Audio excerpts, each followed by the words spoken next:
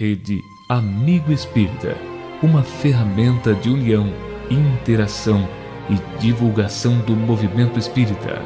Acesse www.redeamigoespírita.com.br e confira nosso acervo disponível. Rede Amigo Espírita, divulgando, instruindo e unificando.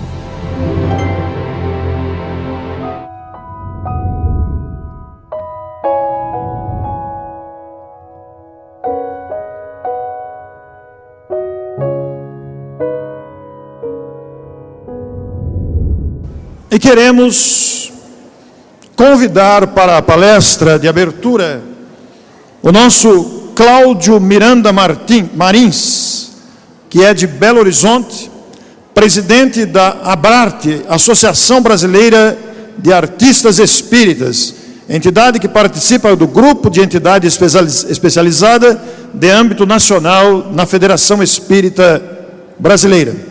Trabalhador da Fraternidade Espírita Rosa Branca, colaborou com o Departamento de Infância e Juventude da União Espírita Mineira, UEM, de 1997 a 2008, dirigiu o Departamento de Comunicação Social Espírita entre 2008 e 2011 e agora preside a ABRARTE. Neste encontro, A Arte de Servir, temos a satisfação de receber o nosso Cláudio Marins. Seja bem-vindo, Cláudio.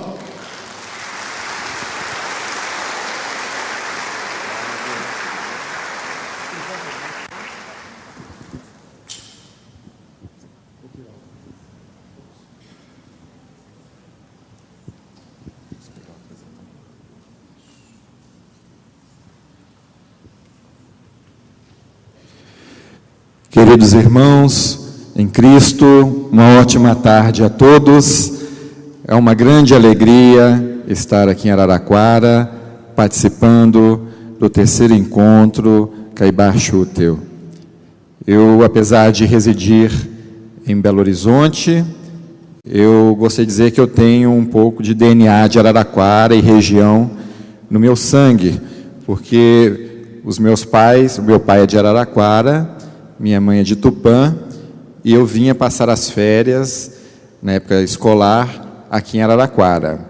Então eu tenho um grande carinho e um certo vínculo com a região, e agradeço o convite generoso por poder estar aqui participando deste momento de alegria e reflexões. Que Jesus possa estar conosco, nos auxiliando, nos intuindo a todos, para que possamos ter um encontro bastante produtivo, levando para os nossos lares, para as nossas casas espíritas e, acima de tudo, para a nossa intimidade, aquilo que necessitamos e viemos buscar. O tema, a arte de servir, não poderia ser melhor para podermos reflexionar.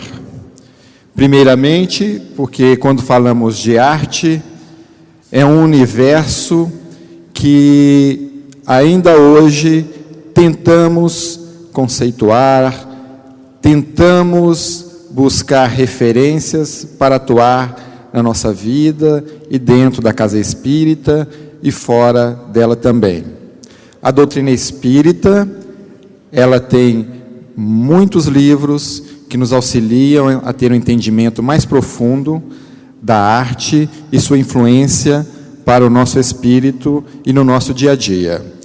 Durante a nossa fala, vamos tentar trazer algumas dessas referências. E o verbo servir é um dos mais complexos e merece ser muito estudado. Eu sirvo, tu serves, ele serve. É um verbo difícil no nosso dia a dia. Então nós vamos tentar aqui fazer um passeio nesses 50 minutos, onde nós vamos trabalhar primeiramente um aspecto mais geral, vamos fazer uma contextualização do nosso papel como espíritas e da missão dos espíritas no Brasil, o que Jesus espera de nós, o que a doutrina vem nos acrescentar e o que podemos retribuir para ela. E aí, então, feito isso, nós vamos tentar entender um pouco melhor essa ferramenta que é a arte, como que ela poderá contribuir no nosso dia a dia e como nós poderemos nos colocar a serviço de Jesus com arte. Nós precisamos iniciar essa fala lembrando do nosso norte, da nossa bússola.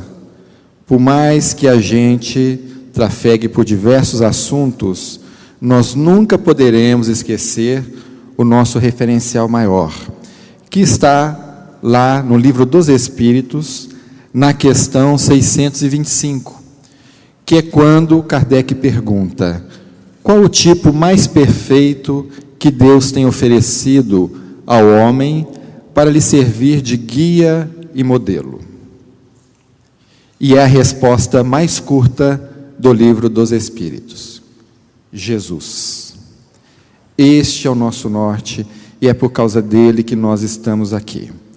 Alguns poderão dizer: não, eu vim pela doutrina espírita. Mas a doutrina espírita é o Consolador prometido, enviado por Jesus. Então, nós todos estamos aqui neste encontro com Jesus. E quando se fala em servir, se Ele é nosso guia e modelo, a referência máxima em tudo, Ele também é nossa referência, nosso modelo, na arte de servir. E aí nós vamos lá no Evangelho de Mateus, capítulo 20, versículos de 20 a 28, nós temos Jesus falando sobre servir. E eu trouxe esse versículo onde ele diz assim: bem como o Filho do Homem não veio para ser servido, mas para servir e para dar a sua vida em resgate de muitos. Jesus, que é o nosso governador espiritual, ele poderia vir e ser servido, mas não. Ele vem, este que é o nosso mestre, nosso pedagogo maior, ele diz: eu venho para servi-los. E aí vem uma situação interessante já para a gente iniciar a nossa reflexão. Essa frase aqui, eu tirei lá do livro Fonte Viva, no capítulo 17, Cristo e Nós, que é o título da lição. E lá Emmanuel, ele inicia dizendo assim, o parágrafo: os homens esperam por Jesus, e Jesus espera igualmente pelos homens. Olha que interessante. Normalmente a nossa relação com Jesus é de preces, é no sentido de sermos atendidos nas nossas rogativas. Mas olha só que interessante, nós também temos que auxiliar o Mestre na obra divina para edificarmos o reino de Deus aqui na terra. Aliás, de todas as mensagens que Jesus deixou, o que ele mais falou, e parece ser o que mais tentou nos ensinar, foi sobre o reino de Deus, que é a obra divina no coração dos homens. É algo que nós vamos ter que conquistar. E aí nós vamos verificar aqui, já de imediato, alguns servidores que se colocaram prontamente a serviço de Jesus. E são exemplos e modelos.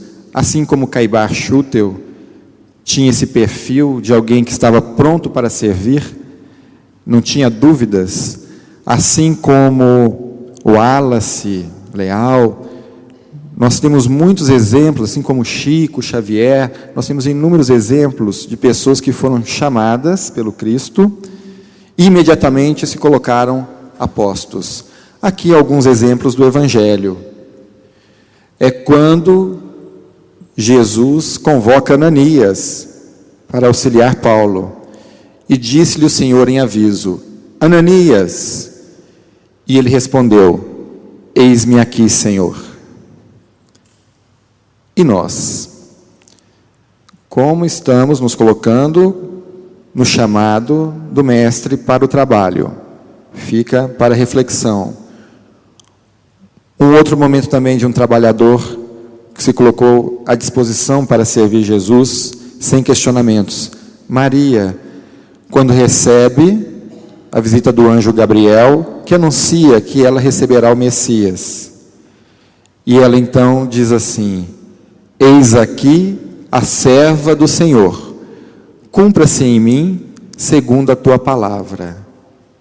Estava pronta para servir.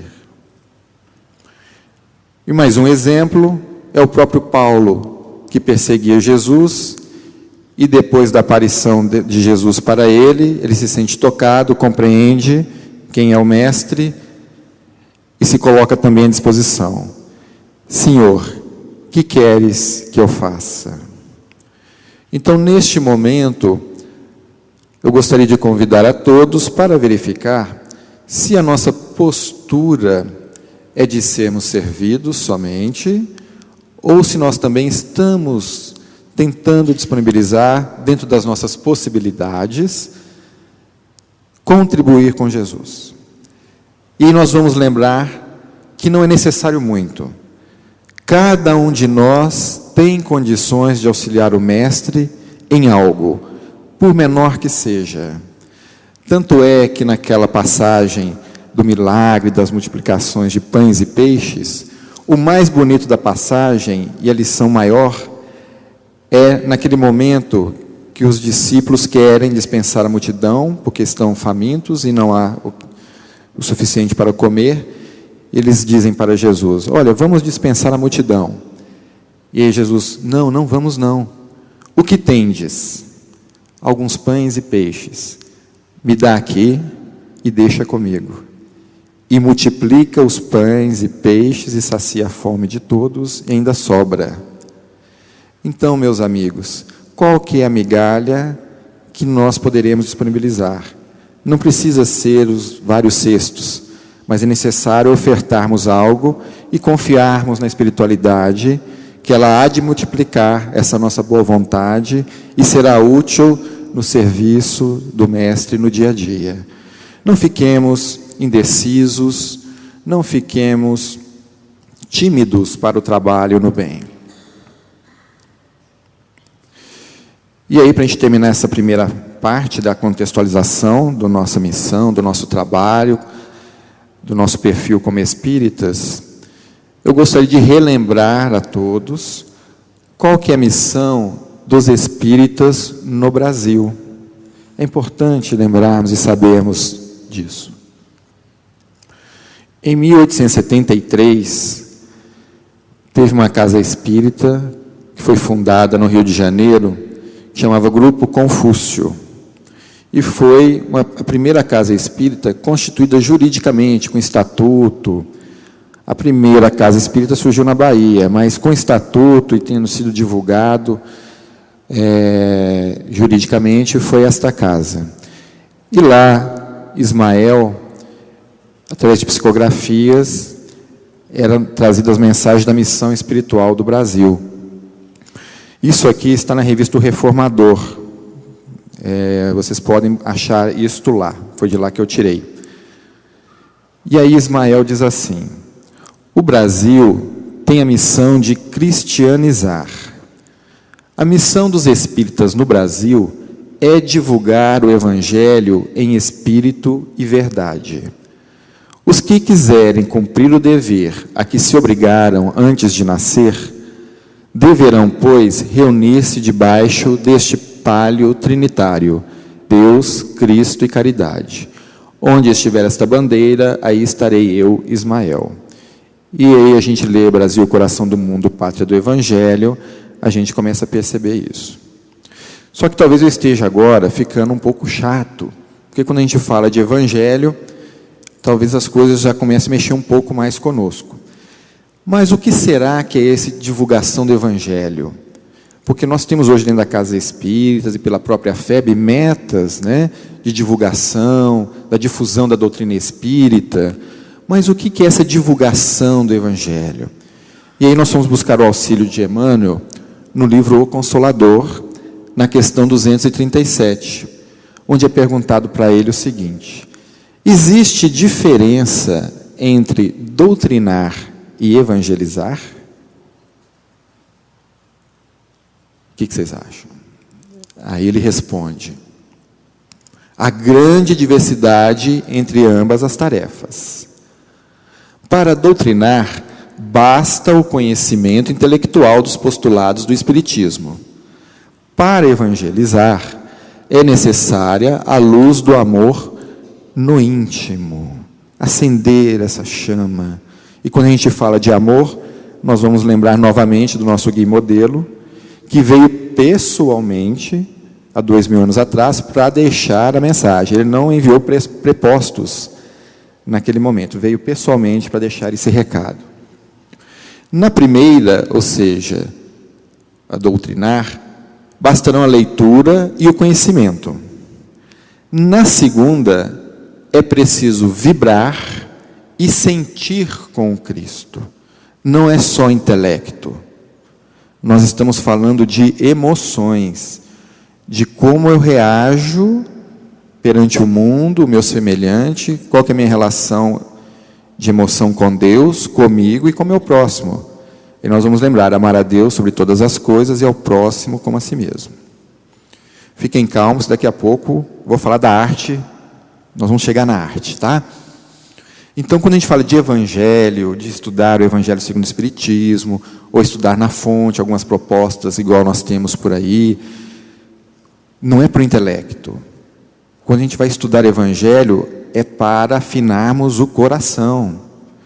Quando a gente pega a pedagogia do Cristo, se alguém bater numa face, ofereça outra, nós estamos falando assim, de qual que é a minha reação? É do homem instintivo, do homem animal, do homem velho, ou é da proposta renovadora do Cristo?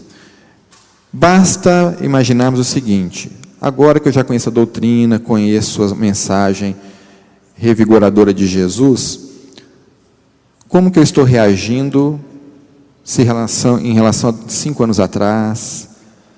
Porque dizem no livro Opinião Espírita, né, os espíritos superiores, que cada 3 anos já é possível a gente aferir o nosso comportamento. A cada 3 a gente já tem que estar melhor, no mínimo isso.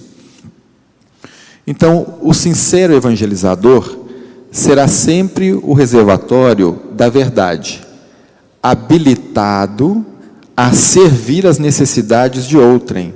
Olha o servir aí de novo. Quando nós estamos evangelizados, nós estamos predispostos para o serviço e não para sermos servidos. E servir é uma arte. Às vezes nós somos tímidos, não sabemos como servir. Queremos ajudar, mas não sabemos. Sem privar-se da fortuna espiritual de si mesmo. Nós carregamos tesouros preciosos. Nós podemos compartilhar, mas esse tesouro é nosso. E aí eu peço licença para lembrar da figura de Caibar, e lendo a mensagem que foi psicografada, né, pela companheira Célia, no ano passado. Qual que foi o ponto final do evento no ano passado? Vamos verificar? Caibar, na mensagem, diz assim: permitam-me, com carinho de irmão, externar o meu pensamento. Nunca houve tanta facilidade de adquirir conhecimento, através da literatura espírita, que convida à renovação, ao estudo, à análise da ciência, que avança sempre.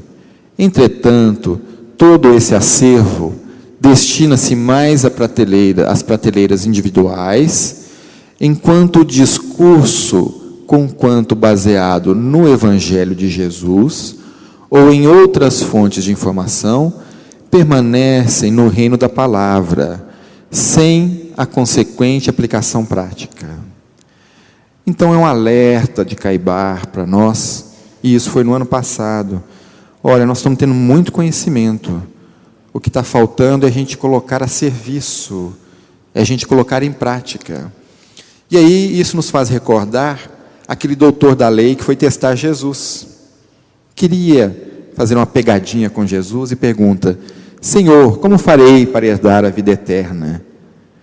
E Jesus, se ele tinha alguma técnica, talvez essa técnica seja de funcionar como um espelho, mostrando para nós como nós somos.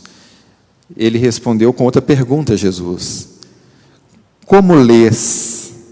O que está escrito na lei? Ele respondeu com outra pergunta. E o doutor da lei, então, prontamente, decoradinho: amar a Deus sobre todas as coisas e ao próximo como a si mesmo. E aí Jesus então encerra o assunto ali dizendo assim: disseste bem, faze isto e viverás. Ou seja, a teoria está ótima, está sabendo direitinho, só falta praticar. O que a Eibar está dizendo aqui para a gente? É isso. Nós temos que tomar cuidado para não sermos uma elite de conhecimento, sabendo onde está lá o capítulo do Evangelho segundo o Espiritismo, ou a questão tal do Livro dos Espíritos, ou na Gênese, mas sermos totais ausentes no serviço ao nosso semelhante.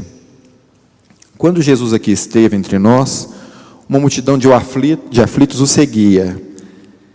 Essa multidão ainda existe. E nós fazemos parte dela.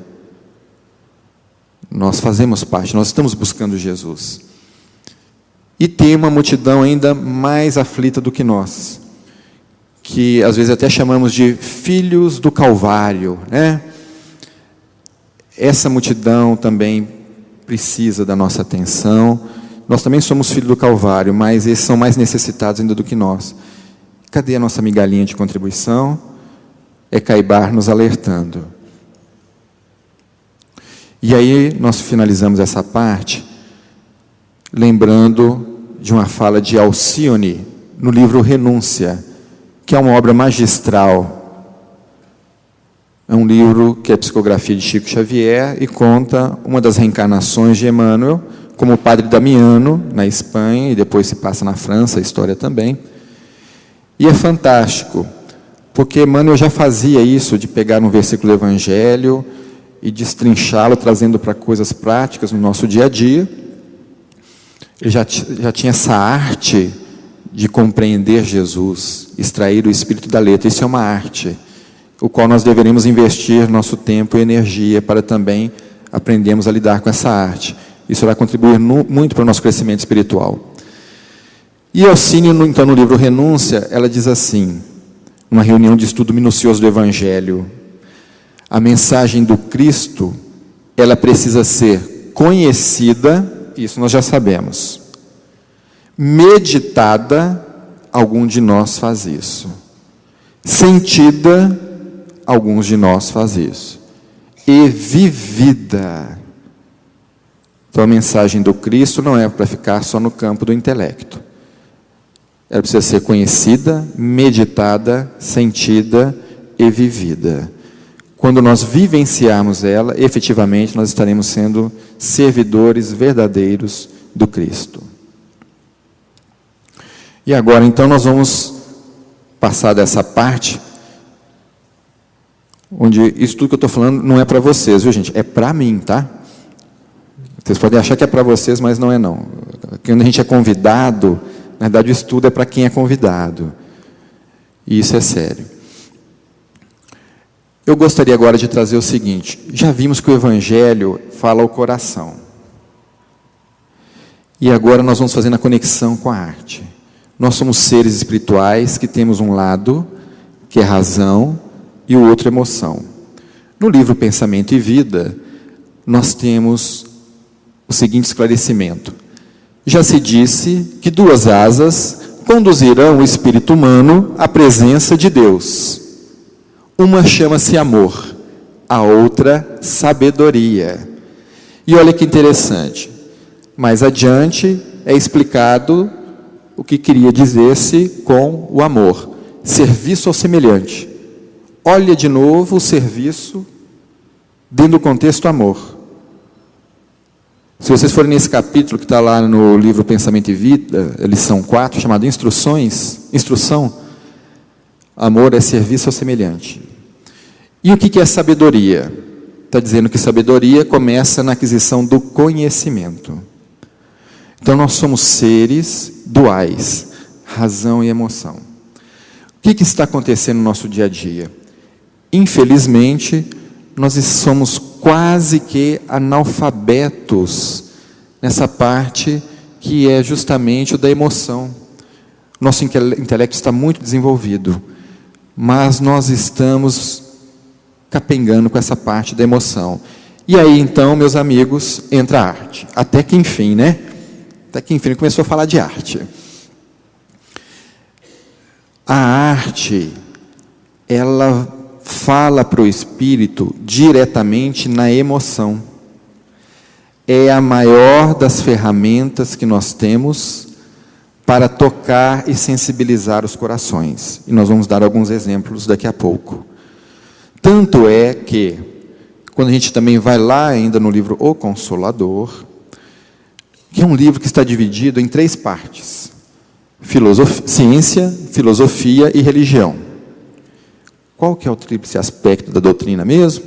Ciência, filosofia e religião. Ó, que coincidência. Então o livro tem esses 3 grandes capítulos.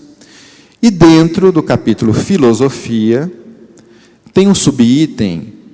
O primeiro chama vida. O segundo chama-se sentimento.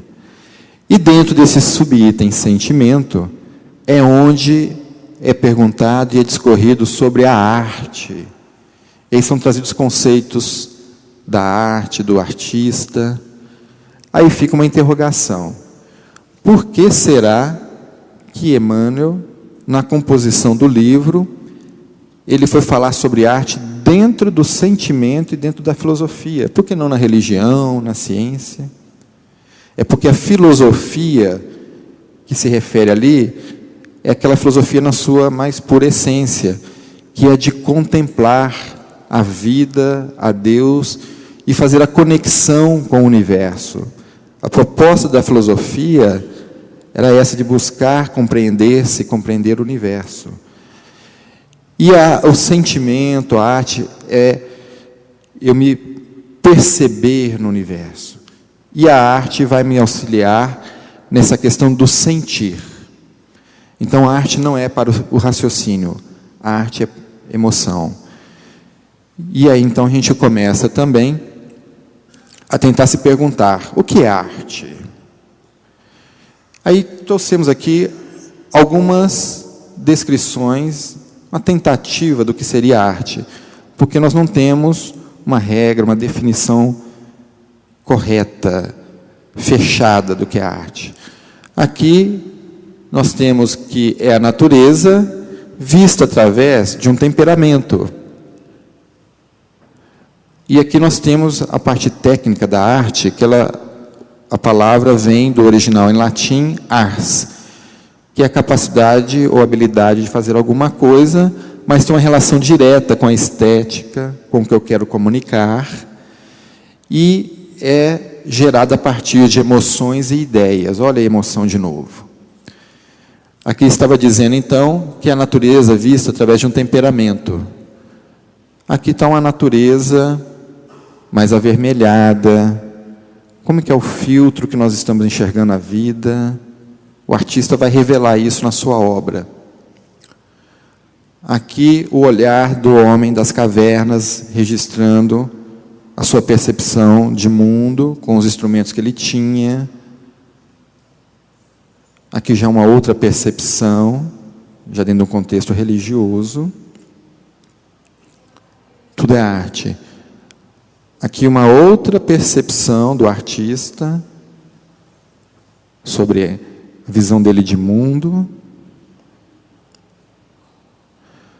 Também temos uma outra definição aqui, é a manifestação sensível da ideia. O que eu quero comunicar?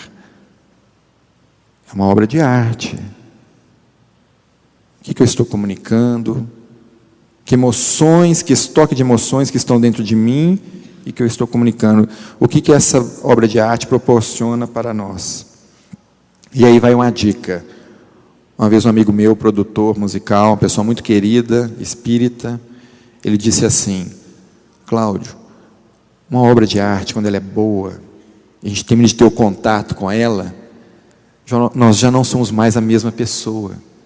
Nós somos melhores, nós estamos mais leves, nós crescemos na nossa intimidade.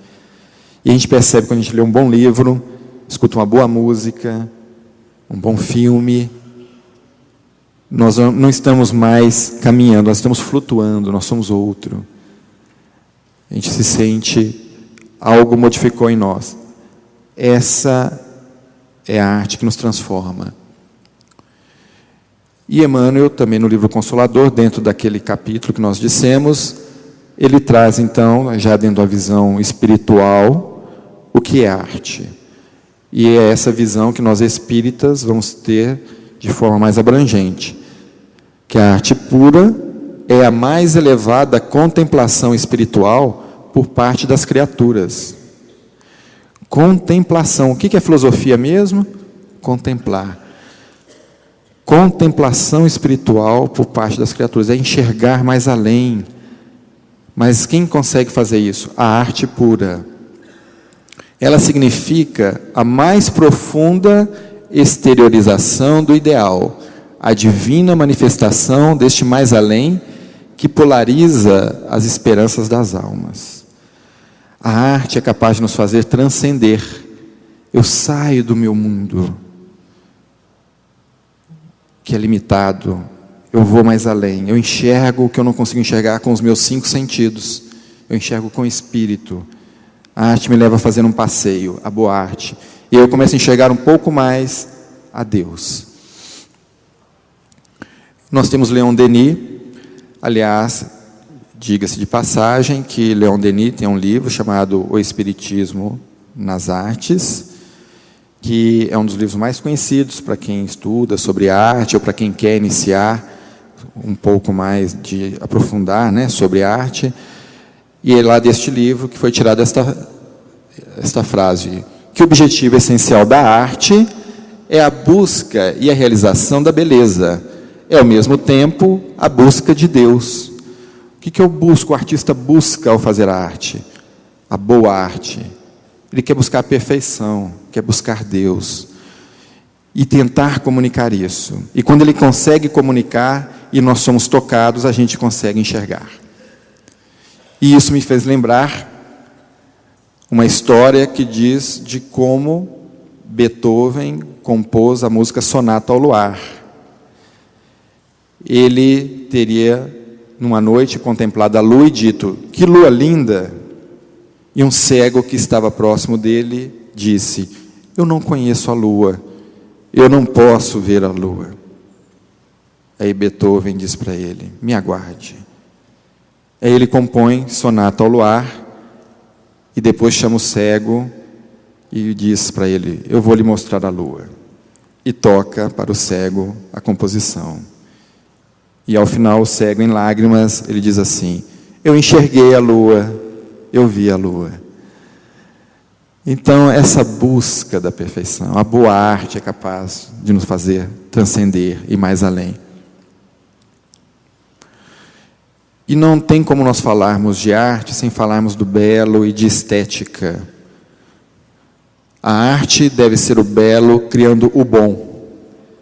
Esta frase é muito conhecida de todos nós, e alguns até perguntam: ali não está errado? Não é o belo e o bem, não? Não, mas esta frase está lá no livro Conduta Espírita, no capítulo 44, intitulado Perante as Artes. E lá André Luiz, ele discorre, dá algumas dicas para que a gente possa utilizar a arte de forma mais adequada, principalmente dentro da casa espírita.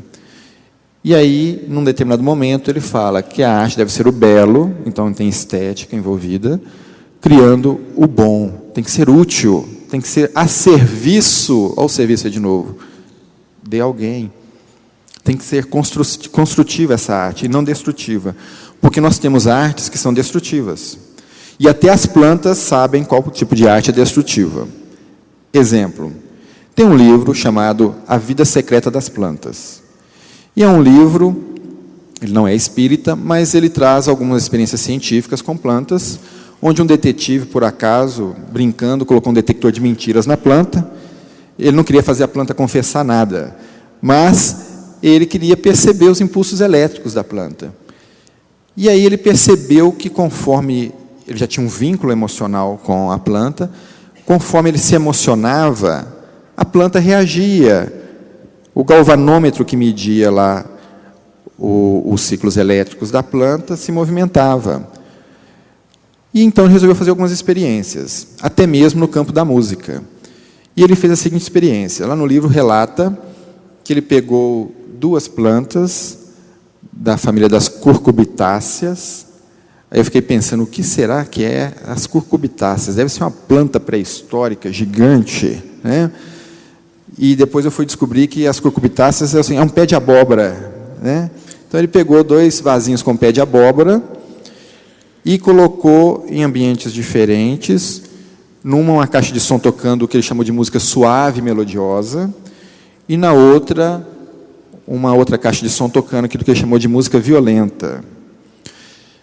E aí ele percebeu que aquela planta que estava junto da caixa de som, tocava música suave, ela cresceu em direção à caixa de som e, segundo ele, enroscou-se meigamente em torno da caixa de som, dando um abraço nela, igual nós fizemos aqui agora há pouco, né? Já a outra, da música que ele considera violenta, e lá ele até fala qual que foi a música que ele utilizou, e eu prometi que eu nunca ia falar em público qual que era, né, a música, porque alguém poderia ser fã da música e ficar se sentindo ofendido. E numa exposição uma vez, a pessoa insistiu tanto que nos bastidores eu falei, não deu outra, né? É meu grupo preferido. Então, se vocês tiverem a curiosidade, vão lá saber qual foi a música que ele utilizou.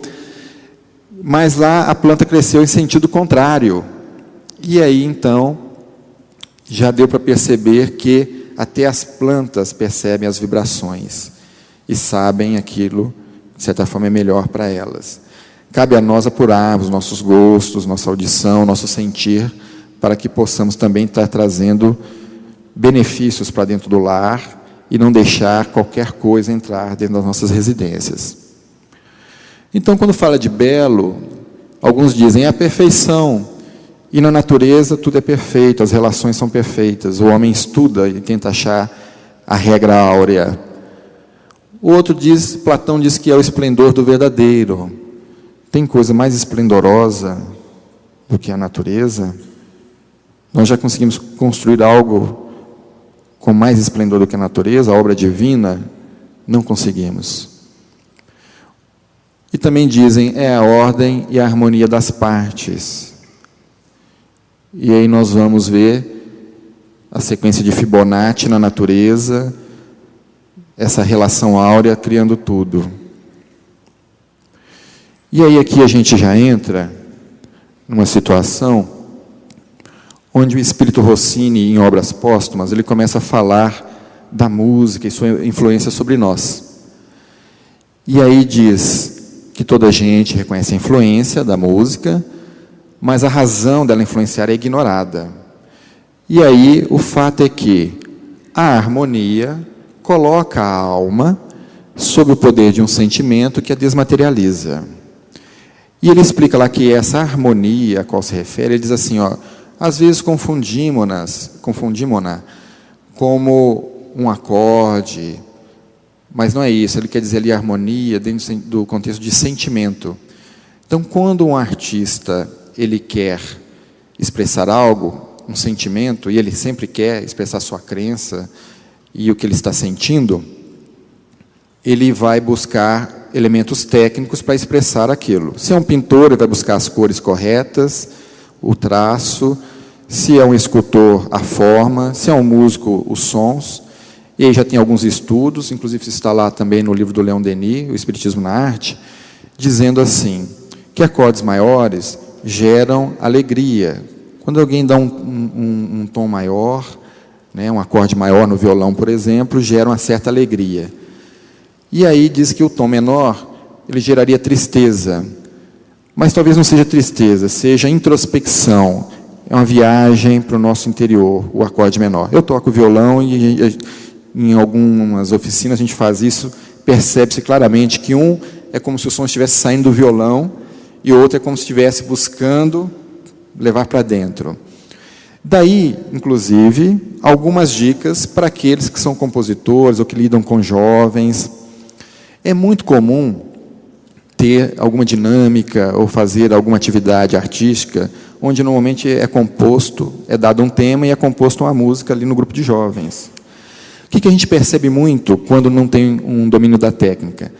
É que faz uma letra, que às vezes quer falar de alegria, e a letra é muito bacana.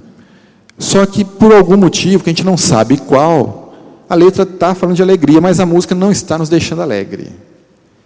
Normalmente isso acontece porque a letra vai por um caminho e a harmonia está indo por outro. Porque quando a gente dá um acorde menor, começa uma música com um acorde menor e mais lentinho, gera essa introspecção diferente do acorde maior.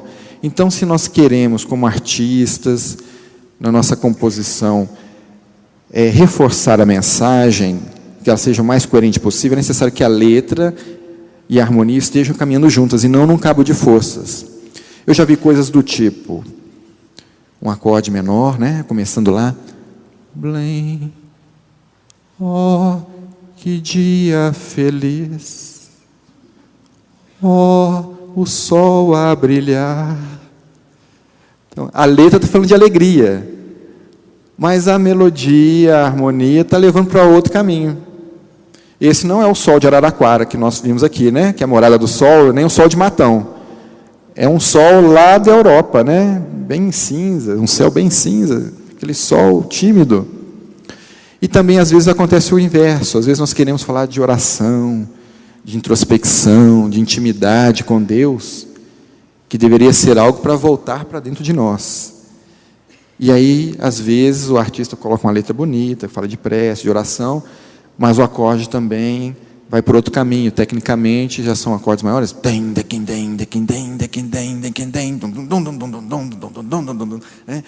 Deus, eu oro a ti. Então, às vezes não dá aquela viagem interior.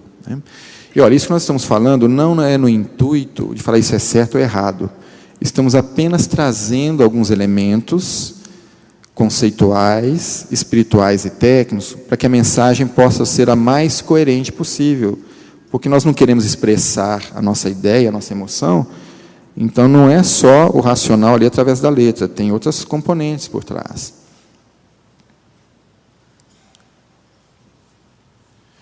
E aí, nós temos Allan Kardec dizendo o seguinte, que hoje nós vivemos numa decadência artística. As artes jazem em torpor. Isso está lá em Obras Póstumas. E também na Revista Espírita, nós vamos encontrar vários artigos tratando do assunto arte. E Allan Kardec, ele diz assim, que é matematicamente certo dizer que sem crença, as artes carecem de vitalidade e que toda transformação filosófica acarreta necessariamente uma transformação artística paralela. O artista ele tem que se inspirar em algo.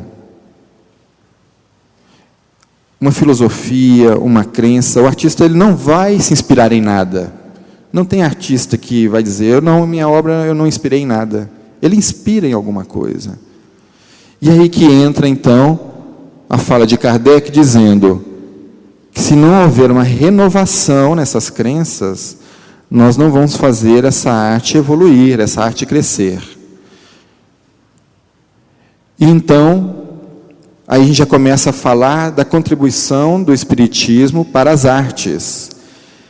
E essa contribuição está lá na Revista Espírita, quando em uma reunião mediúnica, Allan Kardec estava lá, e apresenta-se espontaneamente o espírito do artista Alfred de Musset, que ali na França, ele era poeta, dramaturgo, muito conhecido e tinha desencarnado aproximadamente 1 ano.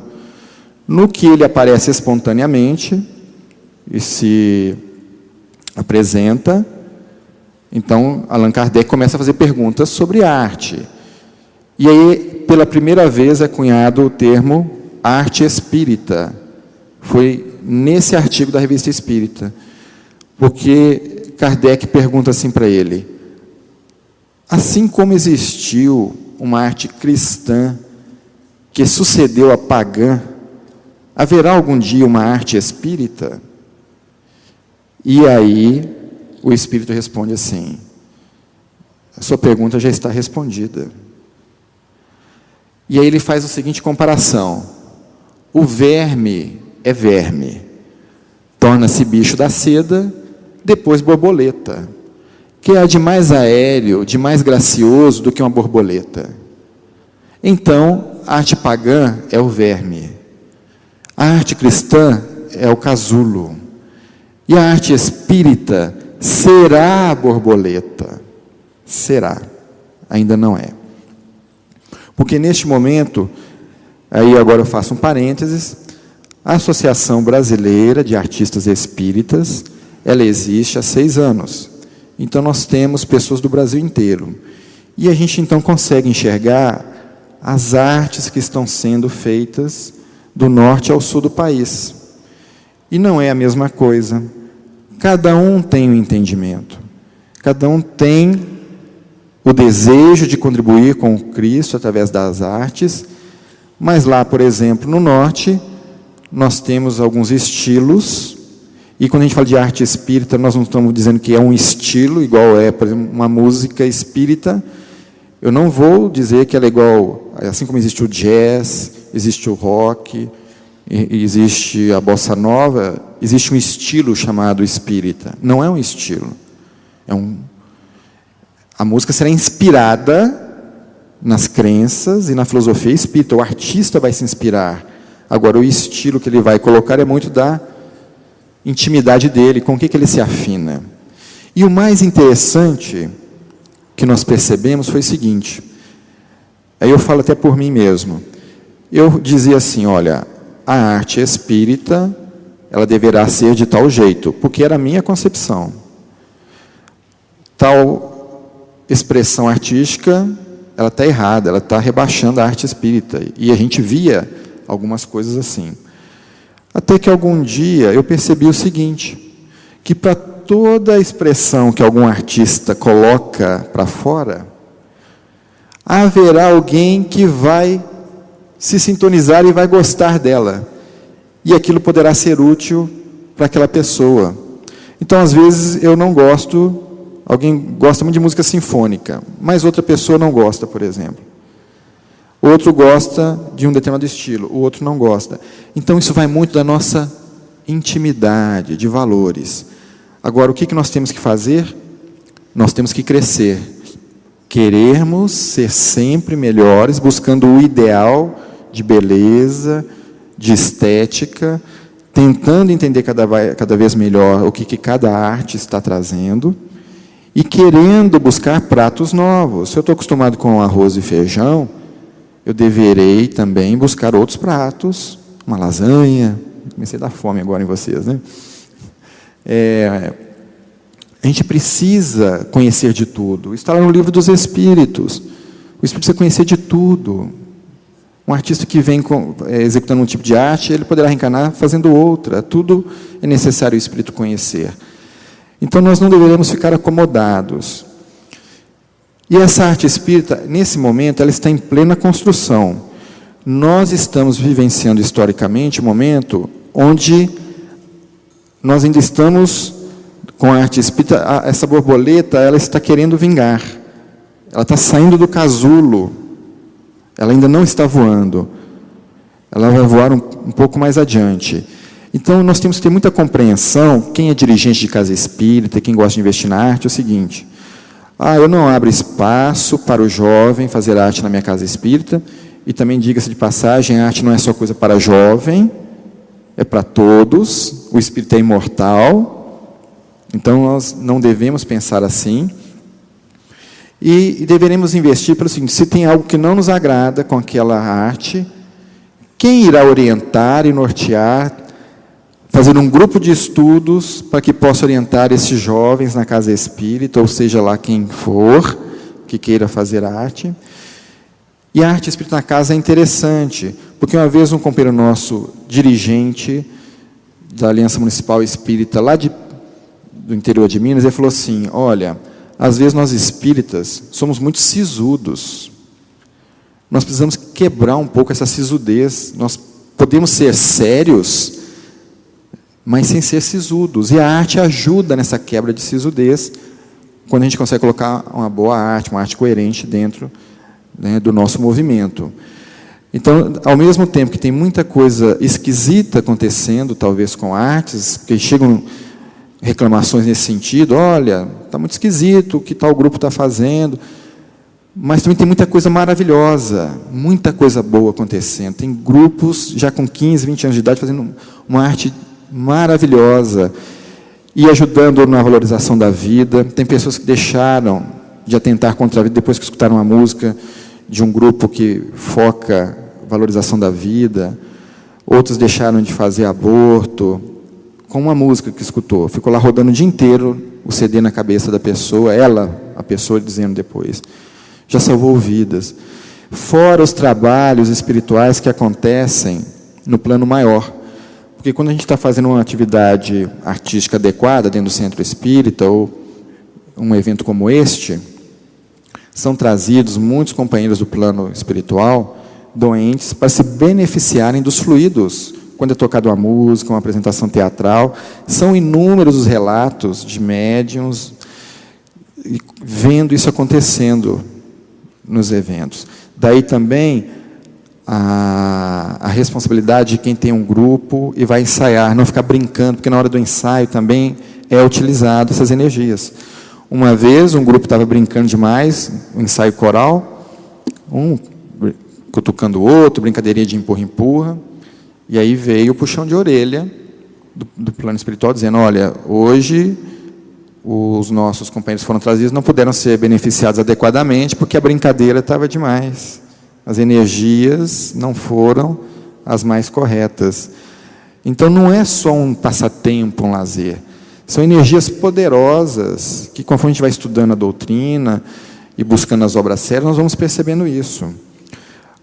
Por exemplo, lá no livro Renúncia, nós temos uma situação onde Alcione está lá em Sírios e, de repente, ela quer reencarnar para ajudar o seu amado, Pólux, que está bem distante moralmente dela. E ela sente-se, né, com a necessidade, e ela não precisava reencarnar. E ela, então, vai buscar, vai pedir autorização para reencarnar. E esse amigo, né, o mentor, diz assim, você tem certeza que você quer fazer isso? Não é necessário, a gente pode ajudar daqui. Muitos foram os que reencarnaram sem necessidade, falharam, acabaram arrumando compromissos kármicos, sem necessidade. Ela, não, eu quero ajudar. E aí ele solta a seguinte expressão, e os seus trabalhos e estudos, o seu grupo de trabalho, sobre a questão da harmonia e do ritmo. Em breve deveremos apresentar à arte terreal o resultado dos seus estudos. Está lá no livro Renúncia. Então vejam, no plano espiritual, numa esfera mais adiantada que a nossa, fazem os estudos sobre a influência do ritmo, da harmonia sobre nós. Então, daí nós analisamos no nosso dia a dia que tipo de arte que nós estamos fazendo. Isso tudo é para que a gente possa buscar referenciais. O objetivo da nossa fala não é tolher nenhuma atividade artística que esteja sendo feita, mas apenas incentivá-los a estudarem cada vez mais. E aqui, para a gente já ir partindo para a nossa finalização, nós falamos, então, a arte pagã, a arte cristã e a arte espírita. Como que essas crenças influenciaram? Então, quando a gente fala da arte pagã, vindo lá da pré-história, essa arte rupestre, depois a arte egípcia, cuja influência era desses deuses, as pirâmides do Egito, isso é uma obra de arte. Coliseu. Depois teve um outro momento. Aquele primeiro momento foi a larva. Agora, o do casulo, a arte cristã. Já se falou do Cristo, mas de uma forma ainda não correta. É aquela situação do medo de ir para o inferno, ou aquele céu inatingível. Então, reconhece um poder criador acima, reconhece Jesus, mas de uma forma distorcida. Então, nós temos, no Renascimento, muitas expressões artísticas tratando desse período da influência do cristianismo sobre a humanidade. Nas catedrais, nas pinturas, na música. Né? E agora nós estamos, nesse momento que é da arte espírita, no momento de construção. Ela ainda não está pronta. Que isso fique claro. Para a gente não querer tirar a borboleta, fazer ela voar antes da hora. Nós temos que incentivar grupos para que possam estudar e compreender a missão da arte. Aqui nós já falamos, e aí diz Rossini, ainda em Obras Póstumas, que o Espiritismo irá depurar a arte. Como é que é essa depuração? Eu vou buscar os conceitos doutrinários, vou buscar as emoções que o Cristo, através do seu Evangelho, nos convida a participar, e aí o artista irá se inspirar nisto, e criará obras, então, que expressarão a sua crença nesses valores universais, nessas verdades trazidas pelos espíritos superiores. Aqui tem algumas dicas de como, que eu já acabei dizendo para você, sobre música. Uma coisa, por exemplo, que é muito comum, numa apresentação teatral, é muito comum a gente ver 80% daquela apresentação trazendo só aquelas coisas que são complexas, pesadas, e nos últimos momentos finais, aí traz algo de bom. Então, acaba a gente saindo de lá com aquela influência muito pesada. A gente tem que ter um pouco de sensibilidade para lidar com isso, para que a gente não acabe impregnando, contaminando o nosso público, né, com só coisas pesadas em nome de uma arte espírita. Querendo dizer todo o passado cruel, que às vezes numa encenação teatral, e no final a pessoa conhecendo Jesus e encontrando o seu caminho. Só esses momentos finais podem não ser suficientes para desimantar todo aquilo que foi as tragédias anunciadas antes. E aqui, rapidamente, não confundamos arte espírita com arte mediúnica. A arte espírita é quando nós, como artistas, nós vamos nos inspirar nas crenças, na filosofia, no Evangelho de Jesus e fazermos uma arte inspirada nesses valores. A arte mediúnica, eu tenho o médium, pode ser um pintor, um músico, né? E ele vai, então, expressar, né? Vai poder auxiliar alguém do plano espiritual a expressar a sua arte, que pode ser uma arte que tenha valores com as crenças espíritas, ou poderá ser até mesmo uma arte antidoutrinária, sendo executada ali através do médium. Então, não confundamos a arte espírita com a arte mediúnica. E aqui o futuro da arte espírita, onde Dona Ivone Pereira, no livro Devastação Invisível, e eu já estou terminando, viu, Orson? Eu extrapolei um pouquinho, né?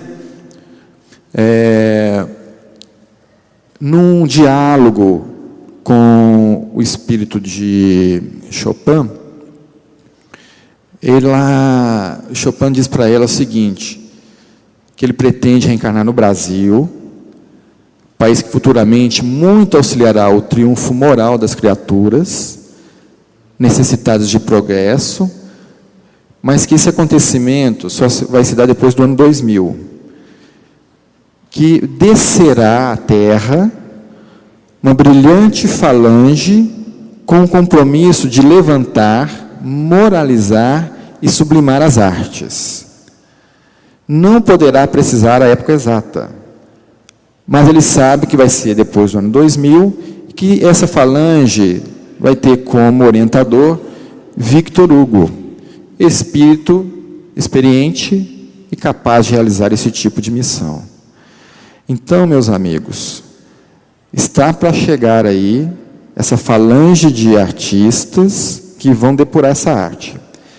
E aí eu fico me perguntando o seguinte, se esses espíritos com grande bagagem, possivelmente, grande bagagem moral, possivelmente muitos deles vão reencarnar em seio espírita. como que eles vão poder dinamizar, apresentar e fazer eclodir essa arte se nós não dermos espaço dentro do movimento das casas espíritas para que elas possam vir à tona. Porque, com certeza, essa arte não vai tocar na televisão e nas rádios através dos programas convencionais que nós vemos por aí, porque ela já é uma arte que vai moralizar.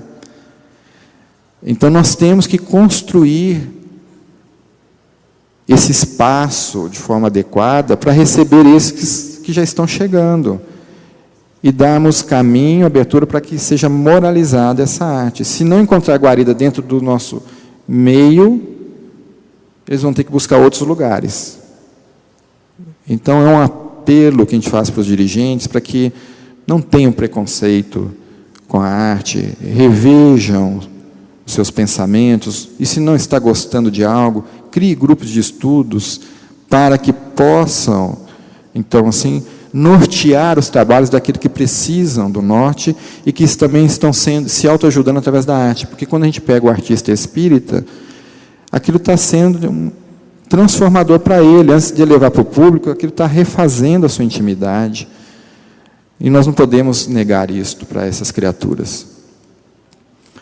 Aqui, a logo da Abrarte, a borboletinha para simbolizar a arte espírita, né, depois do casulo, o nosso site, abrarte.org.br,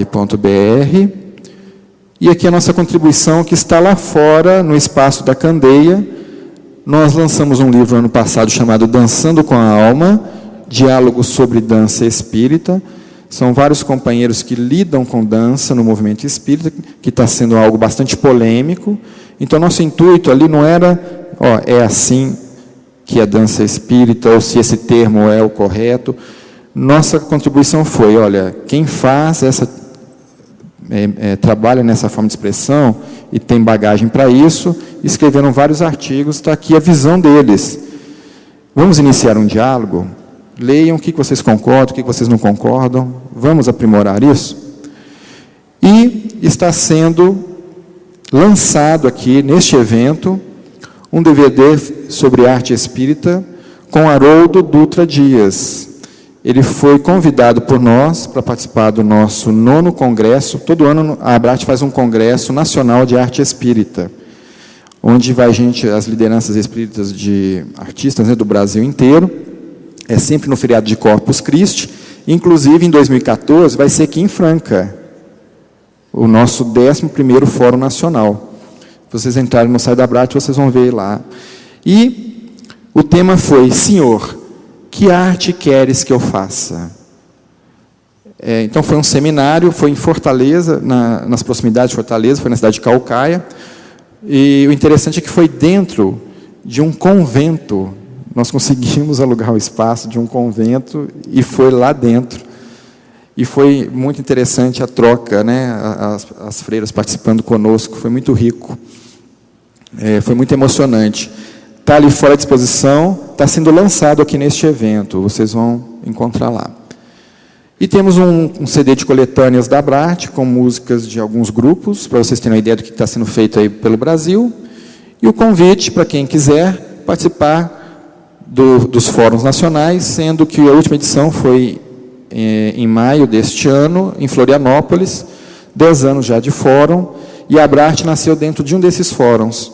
Foi em 2007, lá em Salvador, num evento, em um desses fóruns.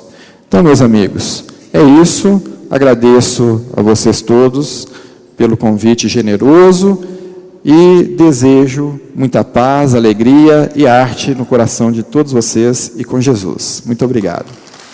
Acesse Rede Amigo Espírita, www.redeamigoespírita.com.br. Venha fazer parte desta família. Rede Amigo Espírita, divulgando, instruindo e unificando.